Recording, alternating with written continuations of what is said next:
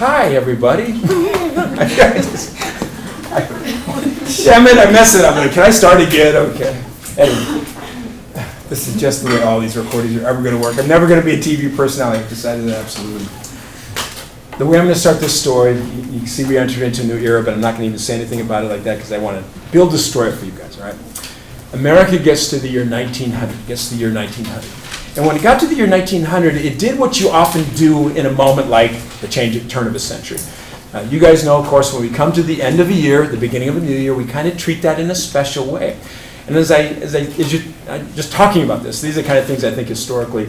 I want you guys to know that there's nothing absolute about our years, our days, or even, of course, when this all started. These are all just artificial constructs we've created. The day itself is a naturally occurring phenomenon. So what measures the actual length of a day? You guys know?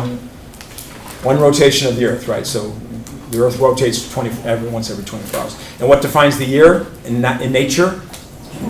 One absolute orbit around the entire sun. So those are naturally occurring things. But like when the year begins, or what actual year this is, or what the date, those are all artificial constructs. Now, of course, we start our year in January. January the 1st is the beginning of the new year. You guys all know that. There's no good reason for that necessarily, but we do believe that this is associated with something natural. So why would the year begin on January the 1st? Seasons? Yes, kind of, but more specifically, you guys know what's happening about that time? It's also the reason why Christmas is at Christmas.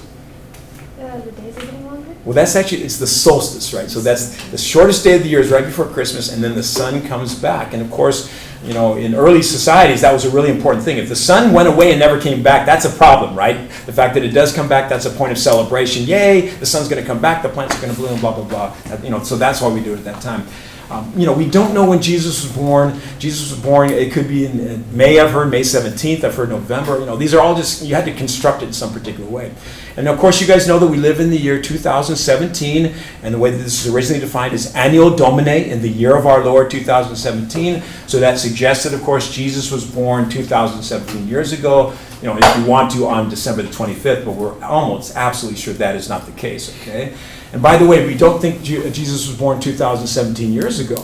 That's historically understood that in the Bible it says in the year of the census of Caesar Augustus. Now those can be identified historically. Those are big deals within the Roman Empire. There is no census in the 0 year, in that moment that begins it. There's one 4 years before and I think 3 years after. So we're missing to some point. So the question becomes, why is it 2017?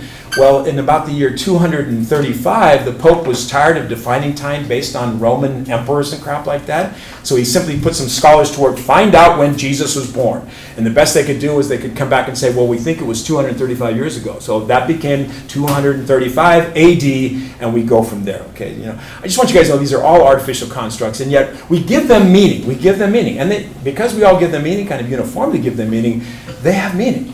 So when a new year comes, that's important to us, right? And we take time to sort of celebrate that, New Year's Eve party, and then New Year's Day, we got the parades and all that kind of stuff. And, it generates sort of an interesting analysis of the moment where you do a little bit of retrospective over the year that has just passed. They do this in the media all the time, right? What happened during that particular year, who died during that year, or whatever, okay? And a projection into the future, what's the next year going to be like, of course, and an introspection into the moment, where are we now and where should we be going? On a personal level, when we do that, of course, we might come up with certain notions that we should improve our life. What do we call those? The resolutions, right? That you're gonna make yourself better in the next year. That's what we do at that time, okay? And it's sort of a culturally ingrained thing that we treat the turn of the year as a special sort of moment. When it's the turn of a decade, we amp it up, right? Now it's a bigger deal. So what happened over the last 10 years? What will happen in the next decade? What are we doing right now? All this kind of stuff. When it goes to a millennium, we kind of go crazy about the whole thing. I was there. Maybe some of you guys remember what was going on in year 2000. I remember that we met it, we approached it with some trepidation, if some of you guys remember, because we're worried about the so-called Y2K phenomenon, that the computers could not manage going from 19 whatever to 20, that something might happen, it all shut down. And so I remember that day, just kind of anticipating it, what's happening. And it's cool when you're in California, you can kind of watch the new year come, because you guys know the international date line is way out there in the Pacific.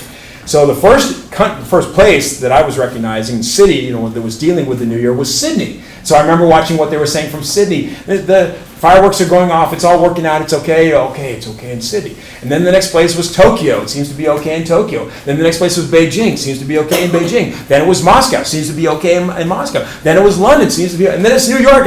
I think this is going to go okay. That kind of thing. That was us finally, out at Los Angeles or whatever. And of course, the people in Hawaii are like, what about us? Don't worry, it's coming, it's going to happen, don't you guys worry about it. Anyway, we make a big deal. And I remember Time Magazine at that time had the last 1,000 years, a retrospective. I go, oh my God, the last 1,000 years. And a projection to the next 1,000 years, the next millennium. It's what you do, okay? When you come to a millennium, it's a big deal. Now, of course, in the year 1900, they're not coming to a millennium, but they're coming to a turn of the century. So it's pretty amped up. And the Americans did that, they simply took that moment to say, okay, where are we, Where have we come from? What's happened over the last 100 years? What's the 20th century going to be like? There's a lot of, articles and stuff like that anticipating the 20th century. And where are we now? A deep introspective look at themselves, right? So here's the outcome of all of that.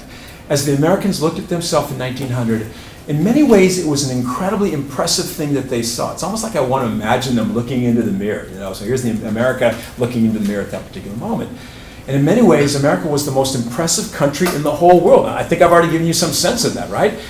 Even though they didn't know it, we know it, they were the richest country in the entire world at that moment. It takes a while for that kind of stuff to be reckoned with, okay? But I'm sure they had a sense of their economic prowess. Sorry, are we on number 1 here? Yeah, we are, but I'm coming to my story in a kind of interesting way. Actually, messed up and confused way, but I consider it to be interesting. Don't you worry about it. We're on number 1, and we're heading back to the introduction. Which is I'm going to edit this part out if I possibly can. And pretend like all my students really understand what I'm talking about at all. Anyway, so I forgot what I was talking about. The Americans were seeing themselves as very impressive, okay? That becomes part of it. Economic, financial, biggest. Okay, everything. So this is here's my little listing of what Americans could be proud of in 1900. They had the world's strongest economy. You guys all know that already, of course, even though they didn't quite recognize that. They had the largest and most powerful corporations in the entire world. Those companies were turning out the most impressive products for the consumer that the world had ever seen. The technology of the United States was far in advance of anyone else in the entire world. All that became part of the story. The wealth that was generated by that. Their cities were some of the most impressive cities in the entire world. They were electrified before other cities, of course. And by the way, Otis had invented his, elevator car, and when he did that, that allowed, of course, the buildings to get taller and taller and taller. So that was really impressive to see from a skyline. And if you looked at the cities from a distance, they were just sort of amazing to see. America was a magnet to the world. You all know that, right? Because people are coming like it's going out of style. All the immigrants pouring into America. It's just like Americans had all these things that they could be proud of and they could look to say, wow, we are an incredibly impressive nation, to say the least, okay? But I want you to know that as the Americans looked at each other at that time, they did not feel a sense of euphoria. That's not it at all, okay? Instead, they looked at themselves, and the general feeling was a feeling of crisis. I'm going to call it the feeling of crisis. And it's a sense that America is in trouble at this particular moment. And of course, I hope that I kind of built this up for you guys. What they were troubled by was all the crap that had been built up in the Gilded Age. That's the whole idea, right? It's gold-covered crap. And by this time, it was becoming sort of monumental as far as they were considered. And remember that everything that I told you that was good was also kind of bad. Yes, they had the largest corporations in America, but these corporations were horizontally integrated, right? I mean, they were becoming trusts. They could do whatever they want as far as the consumer was concerned. They were becoming monopolies that would just simply dominate the entire economic area. The workers, if you look inside the industry, they're grotesquely unhappy, right? These guys are striking all the time, and they're feeling oppressed by their particular situation. The cities that looked so good from afar were not so cool when you went inside them, right? Just kind of filled with dirt, with crime, with congestion, of course, with pollution, all that kind of stuff. Whenever I tell you this, I always think of my very first time coming to New York City. This was 1981. We took a trip across the country, and we were actually camping, believe it or not, in New Jersey, across the East River there. And so we got on a tour bus. I was like chicken to drive in New York City. So we got on a tour bus, and that was the way we were going to kind of come in and see the city. And what you do is you go through, I'm pretty sure it's the Lincoln Tunnel, so you dip down below the East River, and then you pop back up. And I will never forget popping up into New York City. Where those tunnels come out, there's a lot of interesting air movements that take place. It must be pressures. I don't know. I have no idea what's going on, but it's almost like there's little tornadoes or something like that going on. But as we came out of the tunnel, there was one of these sort of weird tornadoes just more like a dust devil, that's a better analogy, just filled with garbage. Swear to God, like the sky is filled with garbage. Welcome to New York, the sky is filled with garbage. Now within, I think, like a heartbeat later, there was about 50 homeless guys living under a bridge that's the next, welcome to New York, essentially. In those days, New York was much harsher than it is today. The 70s was a really rough time in New York City. Of course, at some point they said, we got to fix this and make it a more attractive place. Now, I've been all over New York City, so, really, I felt very comfortable just about everywhere I possibly went, but not so much in those days. And not only that, our tour bus got a flat tire. It's like, welcome to New York. Like, holy smoke, what else is going to go wrong here? How fun is this? Anyway, cities look beautiful from a distance, but you come into the city, you begin to see the reality of course. And it was true that America was a magnet unto the world, but also that created what I've just talked about, this confusion of culture, the babble of tongues, the xenophobia, the nativist or anti-foreign feelings that were really generated in America. And on top of all of that, there's enough problems right there, right? But there was this extraordinary level of political corruption. And Americans were like, oh my God, we are in really difficult times. This is a problem. So the feeling of 1900, even though superficially they looked incredible, they looked amazing, underneath it all, Americans felt like this is really problematic. This is the problem. So it's not a sense of euphoria. It is a sense of America in crisis at that time. Now, feeling the crisis more than anyone else was the middle class. This is going to generate a very powerful kind of middle class response. And I guess, the first thing I want to do is just sort of understand the middle class relative to the United States. I do believe, and I hope I can always believe this, that the United States really is a middle class country. We are the vast majority of the Americans, no doubt about that. I hope you guys know that we have no legal classes, so there's no legal distinction in America. We do have distinctions of wealth, of course. You could call them like the elites, or you could say an upper class if you want to, but they have no legal rights over us. Bill Gates has no more rights than I do. Absolutely, that's just the way it is. Okay.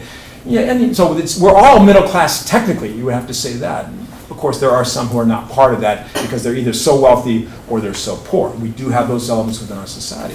But the majority of us are the middle class. And I guess the thing I want you guys to understand is I feel like the middle class feels America the most intensely. We feel this country more than anyone. And that means that when things are good, we feel that, of course, and when things are bad, we feel that more intently.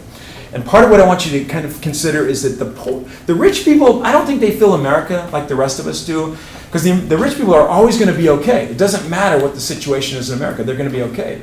In the good times, they're going to be great. What can I say, okay? In the bad times, it doesn't matter. They're going to protect themselves. They're going to be fine. If it's really horrible, they build a compound, surrounded by barbed wire, dogs, guys with Uzis. If they have to venture out into the world, they go in an armored car. They're going to be fine no matter what the situation is. So good time, bad time, the rich are just kind of holding on and doing their thing, all right?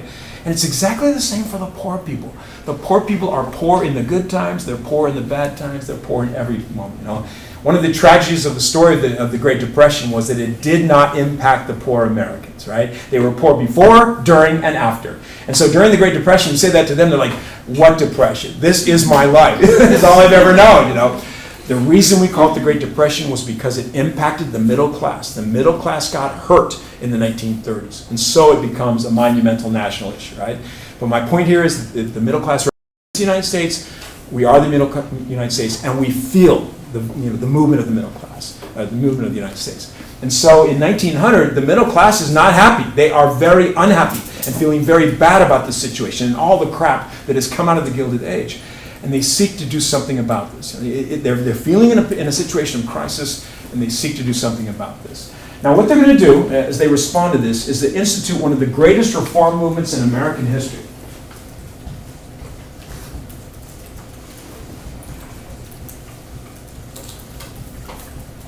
The United States becomes sort of famous for its reform movements. There are periodically times in American history when things get out of whack. And when things get out of whack too far, then we often have done something about this. And I have to tell you that I'm kind of like hoping that we're heading into a reform moment in America, because I think that things are really out of whack. And I hope that, well-meaning people can somehow decide that we can come together in some way to try to right the ship. And I feel like we're in the approach, we're kind of in a crisis or critical moment, and maybe we're heading to something.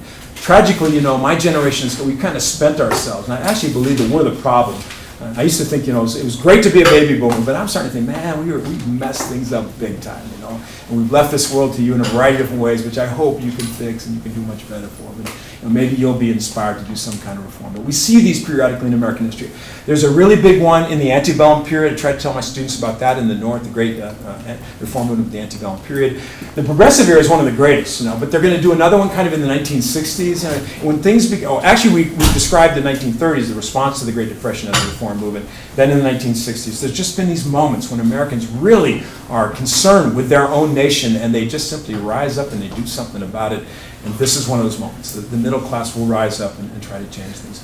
One thing I find fascinating about the story is that the middle class, they were the children of the Gilded Age. They were the children of the Gilded Age. So they all grew up in the Gilded Age. This is their world, okay? And what do they do when they grow up? They reject the Gilded Age. Absolutely, they reject it. You do not have to accept the world in which you're born. You can say, hell no.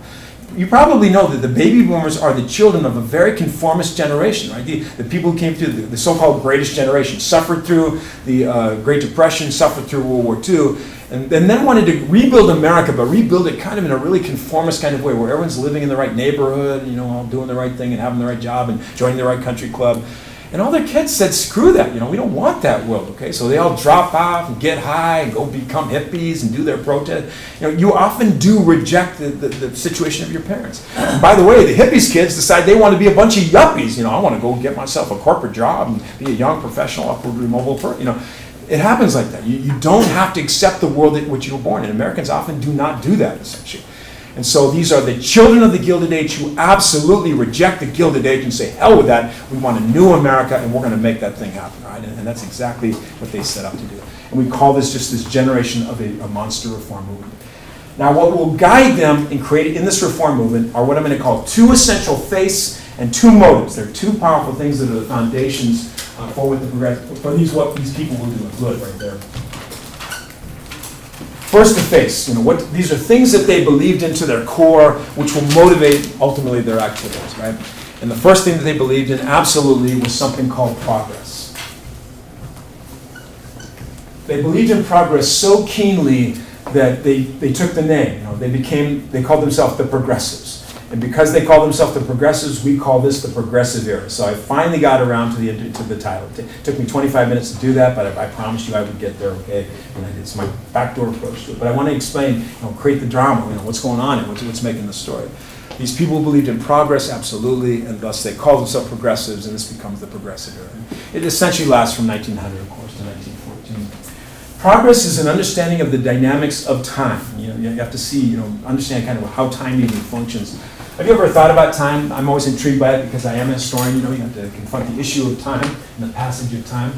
But the original concept of time, really, in the world, was that time was cyclical. You guys have any sense of these kind of things?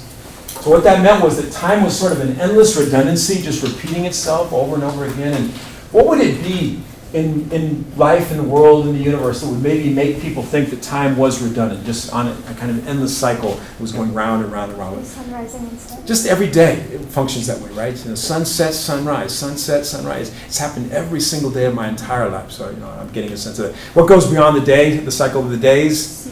Cycle of the seasons, of course. So it's spring, winter, spring, summer, fall.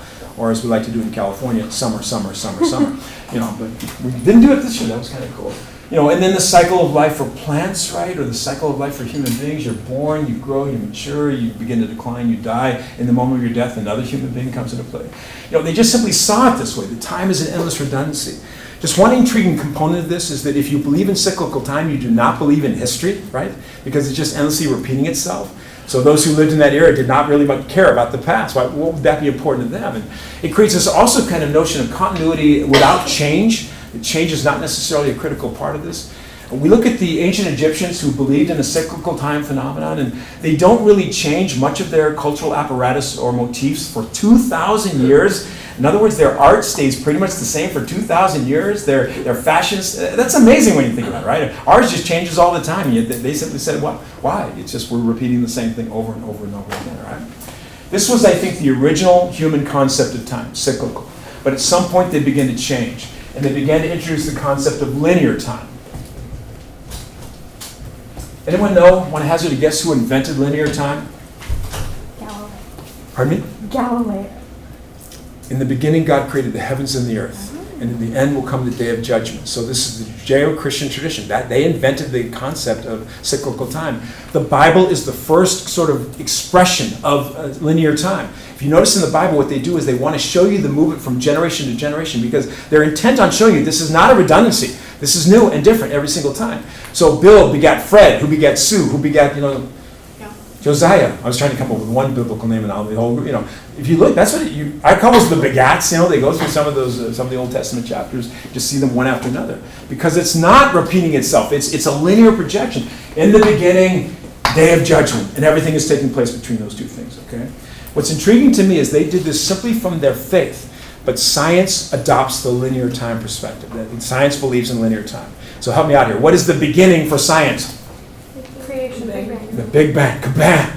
And of course, time is then simply the expansion of the universe. It's almost like literally the light moving through the universe. And we do not know where this is going, of course. It could lead to the big crunch, that all that energy could play itself out, and then we contract back again, The only thing that I really think is weird about that, if it's a contraction, do we just go back through our life, Kind of come out of the casket, live our life, go back into mom? Sorry, for some reason, that just seemed really weird for me. I'm going to edit that one out for sure. That's not a good one. Anyway, but that means we'll be in this classroom again at some point, right? We'll be just doing it backwards. That's me trying to pretend like I'm talking backwards. It would be really cool to see me erase the words with my hand. Remember that when that happens, just in case. Multi-billion eons from now when that occurs. Anyway, we do believe in linear time. Now, if you look at linear time just sort of in absolute way, there's no value. You're just going from point A to point B. But at some point, Europeans really begin the kind of concept, and it comes out of the scientific revolution, expressing itself in the Enlightenment, began to suggest that as time moves forward, it has a qualitative kind of dynamic. In other words, things get better over time. That's what they were trying to say. And they were inspired by the rise of science and the use of reason and a benign understanding of the nature of the universe and things like that was mathematical and determined, all that kind of stuff. So they said, really, we can make things better over time. And when you believe that things get better over time, you believe in progress. That's what progress means, okay? Linear time projection with a sense that things get better over time. And the middle-class reformers of 1900 absolutely believed in progress. They thought that, this is the way things go. And they believed not only in progress, but they believed that they knew how to make progress happen. That's kind of the kind of great notion of the modern world. By the way, we often describe progress as the end game of a secular faith. If you're a religious person, of course, you're looking towards heaven or something like that, or salvation. But if you're secular, what do you want to happen? You want there to be human progress and for the world to get better and better and better. It's like the end game of the secular faith for human beings, essentially. But increasingly, of course, Americans and people all over the world will believe in progress. I'd like to tell you guys that I think that the progressives were blinded by progress. They were absolutely convinced that progress was the way things would go. And I think it's a little harder for us in the 21st century to believe it absolutely. I'm a wannabe progressive, no doubt about that, but I can look back on the 20th century and look at the horrors of the 20th century. It's just such a terrible century, right? It starts with World War I. It's going to go to the Russian Revolution. Remember that there are millions dying in each individual event. Then Stalinization, that's going to occur. Then the rise of the Nazis, of course, and fascism. Then World War II, 65 million war dead. Then the advent of nuclear weapons, the dropping of the atomic bombs, of course. And then, we have to deal with the concept of madness, which is mutually assured destruction because there's all these nuclear weapons. And then we have to deal with the environmental decay of our planet as we head into the 21st century. And all those are pretty much downers in a fairly serious way. I believe we have the ability to overcome them, but I'm not sure we have the will. Will we do that? Will we do the things we need to do? I don't know. I'm going to leave it up to you guys. It's your generation, it's your world, and you guys figure it out, and I hope you're going to do it in a positive kind of way. But I do believe the progressives absolutely believed in progress, had no qualms about this whatsoever, were very hopeful, and they really thought that they could make this happen. And the reason they thought they could make it happen is my second faith. It's not just progress that they believed in, but they also believed in science, or really the scientific method.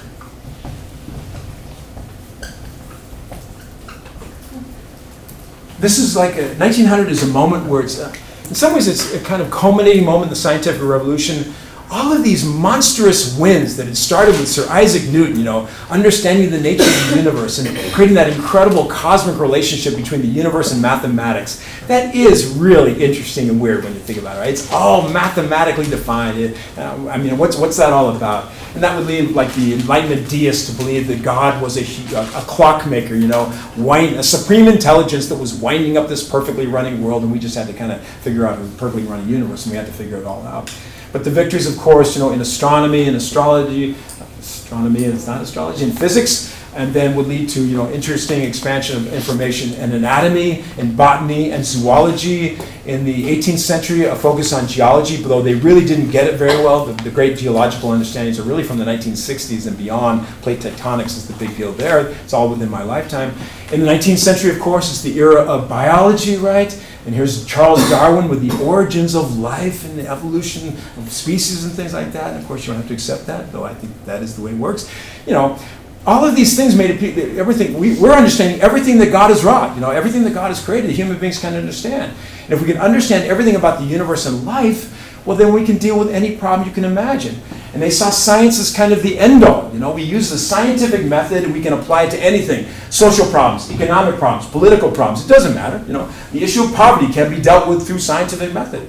And so they believed that since they had their hands upon science and the scientific method, that they could confront every problem and they could guarantee progress. They could absolutely guarantee progress. And as I said with progress, they were blinded by science. You and I are not blinded by science.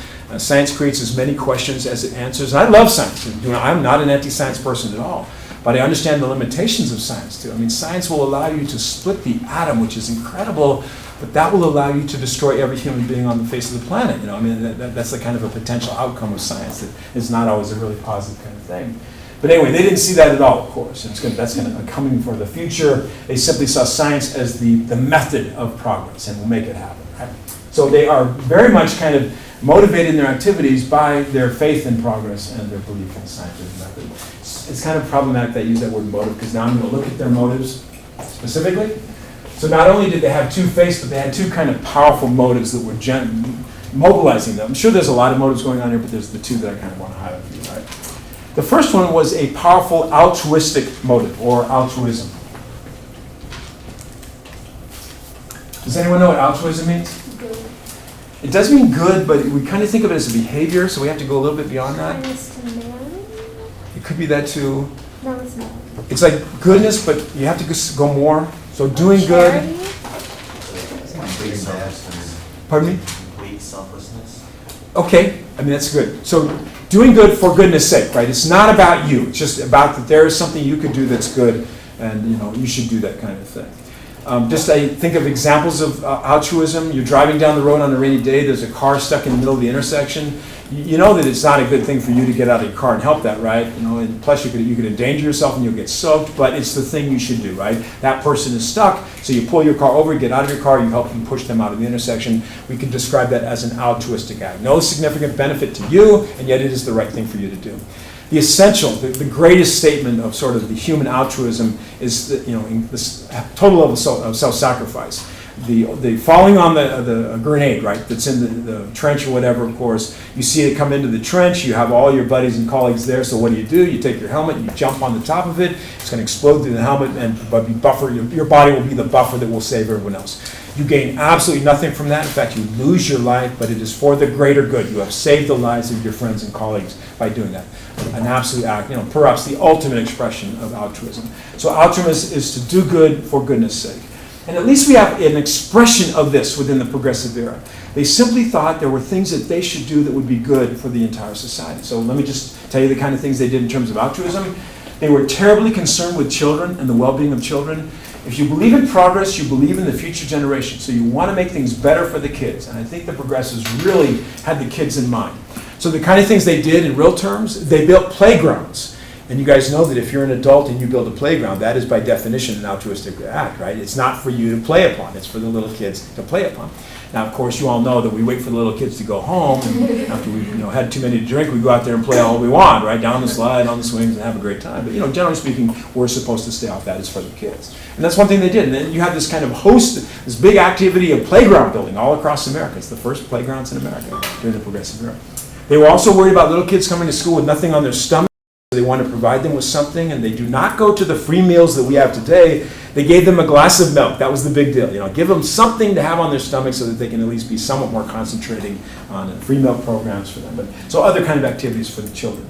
They were concerned with the poor. They wanted to alleviate the problem of poverty, to uplift the poor as best they could. We see them doing a lot of that kind of activity. They were concerned with the well-being of the immigrants. They wanted to help them transition into American society as gracefully as they possibly could. They were concerned with the well-being of the workers. They would just despise the fact that the workers were unhappy and striking, and they wanted to make a better place for the workers.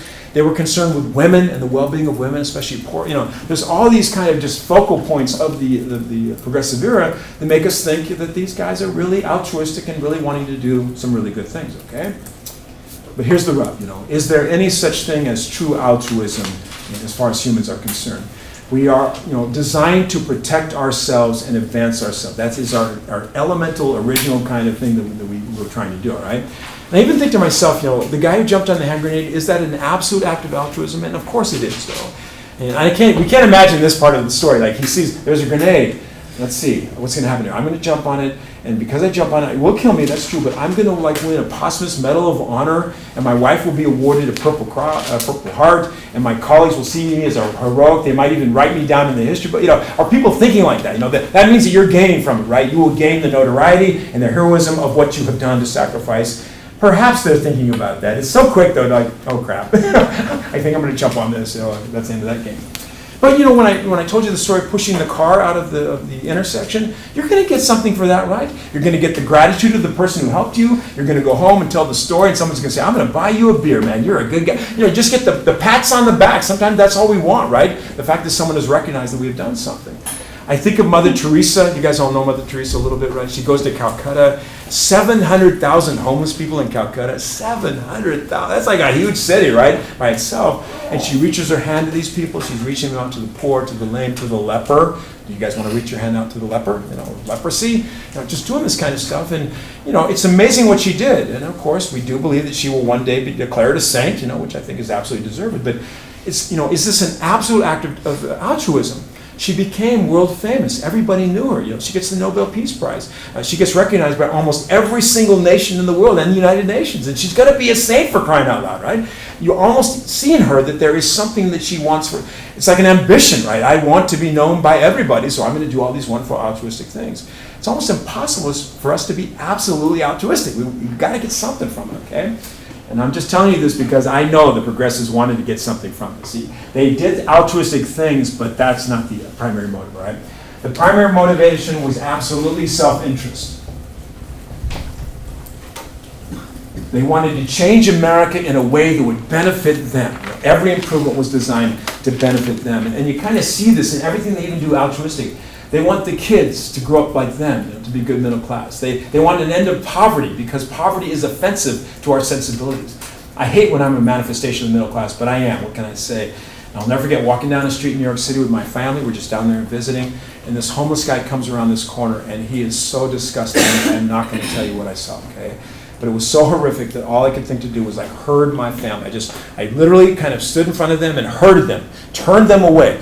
And in large part because I didn't want them to see what I was seeing or have any experience associated with what I had seen, And at that moment, I was very mad at that guy, okay? What he had done in front of my family is horrific, I know I should be sympathetic to his cause. He's probably homeless. He's probably, has some mental disability or emotional, there's probably all kinds of problems there. But I was angry at him for even manifesting in front of me in that particular kind of way. And it's kind of a strange thing. I don't want him to be poor, but I don't want him in my face. That's the problem, okay?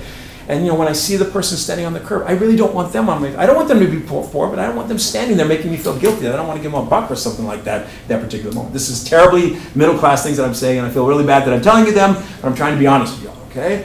So that's a middle class. We don't want there to be poor people because poor people are offensive to our sensibilities. And of course, that might mean we're going to try to make sure they're not poor. That's actually, there's a potentially good outcome.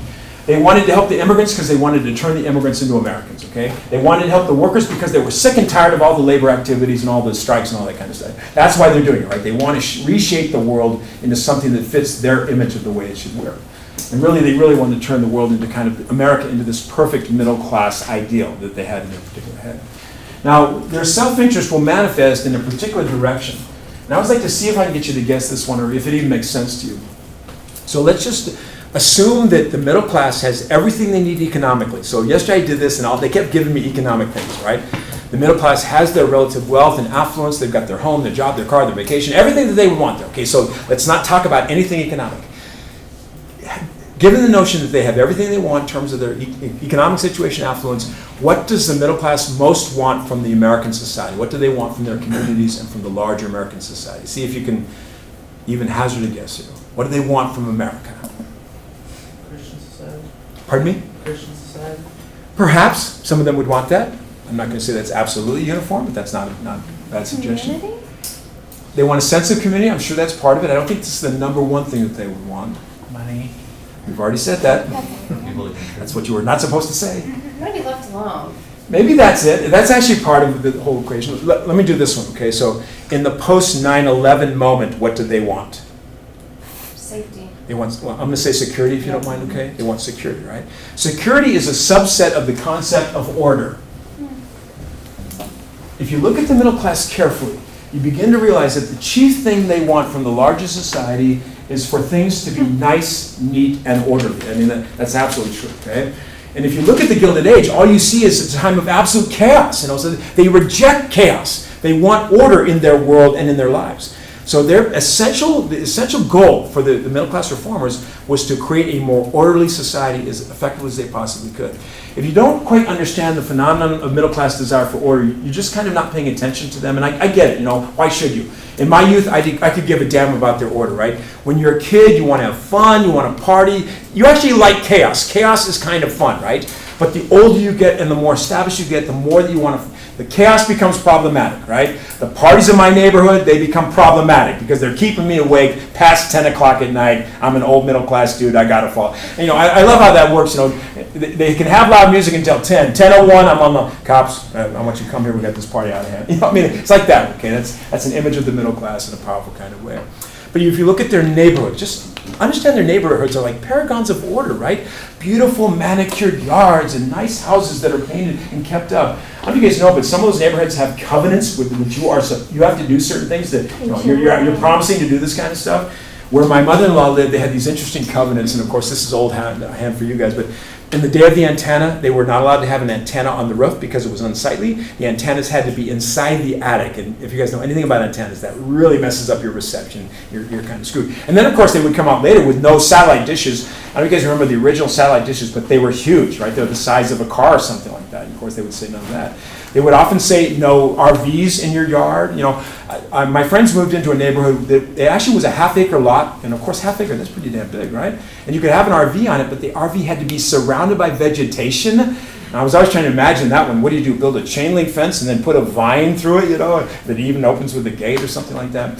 That same covenant, this is the one that I never understood. You could only have 2 snakes. I'm trying to envision, are like people walking snakes down the side. Oh my God, he's got 3 snakes. That's way too many snakes. Only 2 snakes. Could never quite figure out all those particular things. But in my mother-in-law's neighborhood, if you did not mow your lawn like over consecutive weeks, they would put a little thing in the front lawn. It's like a, you know, scarlet letter, you know, mow your lawn. You're not upholding the standards of the whole thing. That's what the middle class wants. We want it nice, neat, and orderly. We don't want you to turn your car into, or your driveway into a garage where you're fixing cars and oil's all, you know, we don't want that kind. We don't want you to park your car on the lawn. That's actually becomes a zoning issue, right? You get a ticket for that kind of stuff. You know, that's the middle class attitude, essentially. Anyway, everything to be nice, neat, and orderly. I hate it when I can tell you stories of my own middle class, you know, foibles and all this kind of stuff, but here's one of them because it shows you, and this is almost like an unconscious act that I did. It shows you how you just kind of become part of this world. Our first house we lived in, pretty small house, small yard. You know, our first place though, we're really happy about it, trying to keep it nice. Our neighbors moved in the same time we did. Everything was cool, but then they wanted to move and they couldn't sell their house, so they rented it. So the next door became a rental.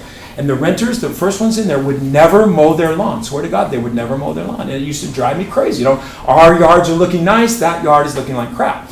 Well, I'm mowing my yard one Saturday afternoon and I'm watching them drive away. And just some weird thing happened to me. I just, like, that middle class craziness came in, and I said, I'm going to mow their yard. So I go over there. It was like the most exciting mowing I've ever done because I was just scared to death. Like, every time I was deep in the yard, I was like, get out of here alive, you know. And then I was done. I was like, whoa, you know, did that. It's like I was a superhero. I mowed the lawn. And the funny part about it was I did not think of the outcomes, so I'm watching television later that, watching I think football later that afternoon, knock on the door, look through the little hole, and it's my neighbor, I thought he was not going to notice or something, you're not paying attention to it when it's overgrown, you won't notice if it's cut. So I opened the door, and it's just so funny, hi, neighbor, what can I do for you? He's looking at me really weird. Did you mow my lawn? And I'm a Boy Scout for yeah, I did. And but I did kind of lie. I said I had some extra gas in the tank. I need to get that stuff out of it. That would make any sense. And he was like, well, thanks. Yeah, kind of walked away or something like. You guys want to move in next door to me? I'm going to mow your lawn, right? That kind of thing. But it was just so weird. I mean, I couldn't help myself. It was like I had to clean it all up. That kind of thing. Anyway, I have unfortunately a lot of those stories. When we moved to our new house, Brandon was the teenage boy across the street, and Brandon apparently could only deal with the speakers in his car at 11 p.m. at night. That was the time that he had to test, and the big basses and all that kind of stuff. Katie would come into our bedroom, we're in the back, she's in the front, Daddy, Brandon's doing his speakers again. It's the only time in my life when I really wanted a double barrel shotgun. The double barrels just would have made it symbolic. I could have done the click action thing, but I just wanted 2 barrels so I didn't have to mess with anything. I would go out there and say, Brandon, kabam, do not mess with your speakers, kabam, in the middle, I just blow the 2 speakers up, they're both in the trunk there in case you guys want to have something. I did not do that. I want you guys to know I'm not quite that crazy. I'm pretty damn crazy, but not quite that crazy. What time's our class? Oh, we still have 2 minutes. Anyway, it just shows kind of the middle class apparatus.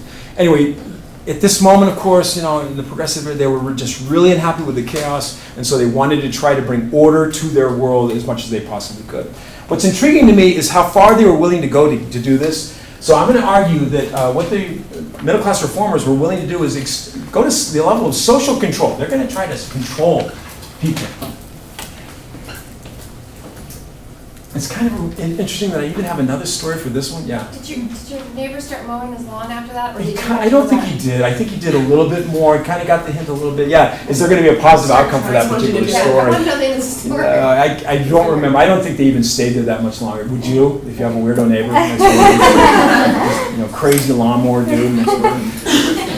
But this is like in the 1990s, and I remember I would be driving my car on my commute to adjunct teacher. And I'd be hearing the stories of the Bloods and the Crips, and the problems in Los Angeles. And I remember thinking to myself, what could I do to help that? How could I alleviate that situation? I'm just fantasizing, I couldn't really do these things, but part of my way of dealing with the problem, so these are young African-American men who are living in just horrible conditions, who grow up to become part of gangs, whose lifetime is relatively short, to get themselves in trouble, get killed, get sent to prison, whatever. What could I do to help that? And my fantasy solution was to reach into the ghetto, South Central Los Angeles, and just pull one of these young black men out and put him into my world. It's like I'm gonna adopt this kid, okay, and put him into my nice white suburban world, And I was thinking to myself, this could be a real solution. He'd come into our world, and so he'd have 2 parents that would care about him. We're there every day to support his education, help him. I will guarantee that he gets to go to college. I'll guarantee that he gets to play sports if he wants. That's what I do for my kids. I'm gonna do it for that kid. All these things. And if I would take him out of his world and put him in my world, then he could grow up to be a productive citizen just like me. I'm not a problem to anybody. I'm not a criminal or anything like that. And I saw that as a potential solution to the problem. But if you think about it, it's kind of messed up, right? It's sort of racist. You're taking him out of the black community and sticking him in the white world and having him live by your standards. And it's effective, but it's not exactly the way we should go. It takes away kind of components of free will or agency or respect or identity, all those kind of things. But I want you to understand that that's exactly how the progressives thought about this. They wanted to force everyone to be like them, behave like them, be like us. We're not a problem. We're good for America. So we want to teach you to be, or maybe even force you to be, like the middle class. Just the way we behave. And if you don't believe me, I want to show you how far they were willing to go in this regard. They wanted to force every single American to be sober. This is the end result of the progressive. They wanted the middle class trying to reform everything. They wanted to force everyone to be sober. And how they're going to do that? Through something called prohibition. Believe it or not, the progressives will get all the way to prohibiting it's kind of a weird thing, right? It's the production and distribution, which would argue would impact consumption of alcohol as far as the United States was concerned. It's one of the most crazy social experiments in the history of the United States. And if you guys know, it's doomed to abject failure, right? This is going to be one of the monumental, but that's how far they're willing to go. They're going to force everyone to become sober. We're going to get rid of alcohol. We're all going to be nice, sober middle class. We're all going to do the right thing forever. That was at least their objective in that regard. So, there's a heavy level, a dose of social control there. They're trying to control the society, transform it into the image of the middle class. So, I hope I'm giving you some picture there. They're really believing in progress. They think the scientific method is the way to go. They do want to do good for the society, but it's really in their own interest to do this so that they can create this orderly society where everyone is behaving themselves just exactly like they behave themselves. And I actually think that this is what we do. I kind of want you guys to think like I think. How can I help that? It's just what we do. So we want people to be like us or think like us or behave like us because somehow we've decided the way we do this is the best way to do it. And clearly the middle class reformers believe that, all right? All right. Before I tell you what they did, that becomes the essence of the story. What did they actually do? What are the reforms themselves? I have to tell you about one other, what we call source of the reform impulse. There's just one other really powerful part that's going to emerge here, right? I want to tell you this story for a lot of reasons. It's critical in terms of the progressive era, but it's also critical for America, and I have to tell you it's critical for me. I am the beneficiary of this particular development, so I want to give you a sense of it. But one of the most important reforms that will come, it's actually coming out of the Gilded Age. It shows you how much comes out of the Gilded Age. One of the most important things that will become a stimulus to reform and a source of the reform impulse, in case you're wondering, that is the significance, right? I told it to you before I told you what it is, was something called the new universities that began to be developed during the Gilded Age. And this, of course, is our first potential identification for the progressive era, new universities. Whenever in history, whenever you tell someone new, if it's not really clear what's before, you have to tell them what's old, okay? So here I'm going to tell you what's old. And this all has to do with higher education in America. Prior to the Civil War, it is estimated that something like 2% of all Americans went to college. 2%. So clearly going to college is not a common phenomenon before the Civil War. And those 2% that went to college can be defined using 3 words. Help me out. Who got to go to college in those days? White. Rich, white men, okay? This is the realm of rich white men. That's all that would get to go to college. There are a few exceptions to that, of course, but that's the way it goes. I do want you to know that primarily the colleges, of course, were colleges for rich white men. There were, I think, 2 or 3 colleges for women. There were so we're looking at probably an entire collegiate class at any given moment of like 600 people. Mount Holyoke is the one that I know for sure. That was founded in 1834. Mount Holyoke, the first women's college that we founded. I think it's part of what they call the Seven Sisters. You ever heard of those before? And there'll be maybe some others that will come into the play, just a couple of them. And of course, who got to go to those colleges? Rich white women, okay? So and of course, their percentage of the female population is like 0.000, and then I don't care what number you put there. When you get down that low, what difference does it really make, all right? So anyway, this is something that only the elites really got to participate in. Now, a couple things about those colleges that they went to, and by the way, we call them colleges because they're not really yet universities. They were overwhelmingly denominational. So do you guys know what that means? They had religious affiliations. Religious affiliations. I want you to know that in the beginning, that's the way it always was. The public university is the new development. That's not the old thing. Public university is brand new. Every single university developed in Europe and then would come to America, almost every single one were denominational. That means that they were religiously affiliated. In the beginning, every single university, and these are like the medieval universities formed. So we're talking about Oxford, University of Paris, University of Padua, whichever one you're talking about. They were all just parts of the Roman Catholic Church. The Roman Catholic Church created the universities, and they created them to teach the priests. That's the whole objective of the whole thing. It's where the priests went to learn what they were supposed to do. So all higher education was controlled by the church. The church had an absolute monopoly over higher education. And of course, as you get the Protestant Reformation, the church continued kind of in that direction. Colleges became Protestant.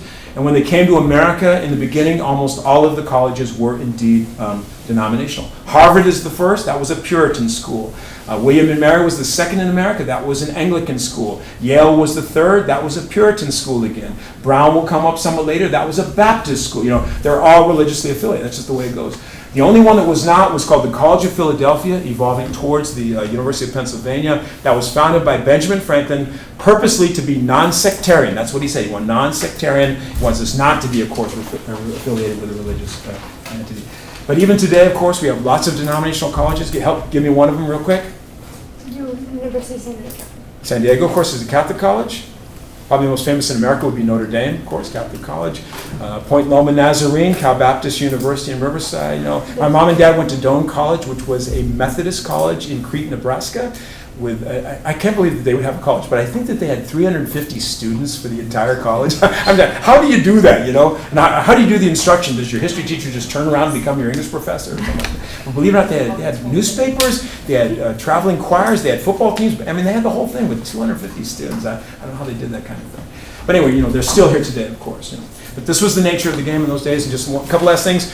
Their objective was to not really, of course, make them into moneymakers. It was more to, you know, cultivate them as gentlemen. So it was a classical education designed to make them better in conversation, you know, as gentlemen. So it taught them things like Greek and Latin and poetry and history and other worthless things like that, okay? This was the focal point of the whole thing. They were also, of course, very much interested in the moral edification of the individual. Makes sense. It's a church college. You had to go to chapel at least once and maybe more times than that during the course of the week. Anyway, they have an interesting kind of perspective. It's for rich white men, helping them to be better gentlemen and giving them sort of a sense of attachment to their own religion. This will all change, though, with the Civil War and the rise of the university. And, of course, I don't have time to tell you about right now, but I will tell you next time, I promise. You guys have a really nice week and weekend. Look forward to seeing you again. If anyone has any issues with tests, including not picking them up yet, or whatever, I hope you let me know. You're great. I bet you might have a problem with that. That'd be fine. Are you going to explain the difference between university and college? I have to. That's the whole setup. You know, we've done the college, and now I'm Well, I was gonna doing this in ask. college. That's actually a different issue. Like, what's the difference between a university and a college? What do you think?